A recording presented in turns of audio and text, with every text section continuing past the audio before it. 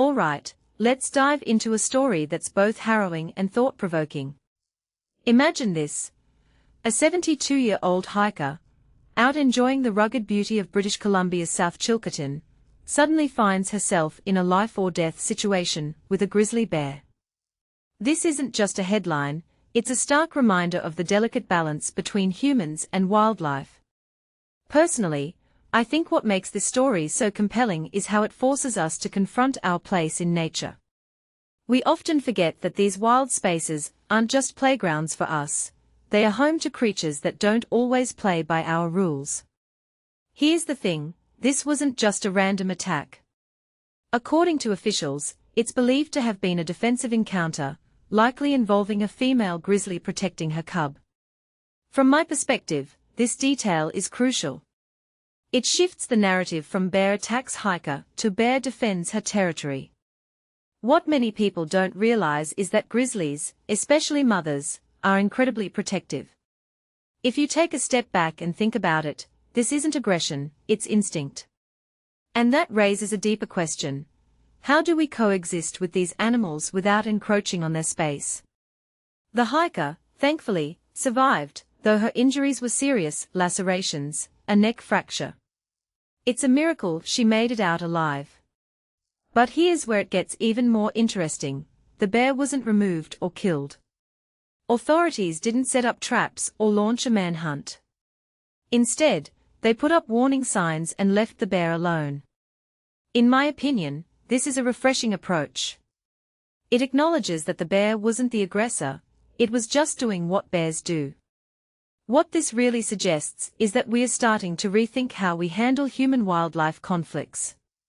Bear biologist Wayne McCrory points out that encounters like these aren't uncommon in BC, especially in areas like the South Chilcotin, which is prime grizzly habitat.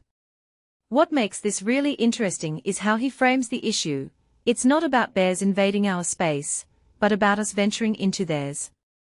He suggests simple mitigation measures: avoiding early morning or late evening hikes, carrying bear spray, and staying out of feeding areas. Personally, I think this is a wake-up call for all of us who love the outdoors. We need to be more mindful of the ecosystems we are stepping into. One thing that immediately stands out is how this story challenges our perception of wilderness. We often romanticize it as this untouched, pristine space, but the reality is far more complex. Grizzlies, like many other species, are adapting to human presence, and not always in ways that are safe for us.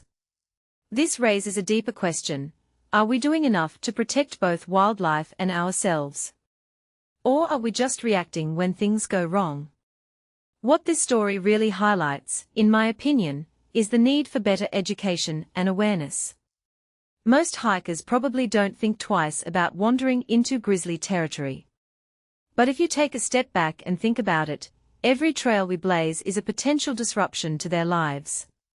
A detail I find fascinating is how the bear's behavior, defensive, not predatory, forces us to reconsider our role in these encounters. It's not about blame, it's about understanding. So, here's my closing thought. As we continue to explore and enjoy the great outdoors, let's do it with respect and caution. This isn't just about avoiding attacks, it's about recognizing that we are guests in these spaces. What do you think? Are we doing enough to coexist with wildlife, or is there more we could be doing? Let me know in the comments below. Until next time, stay curious, and stay safe out there.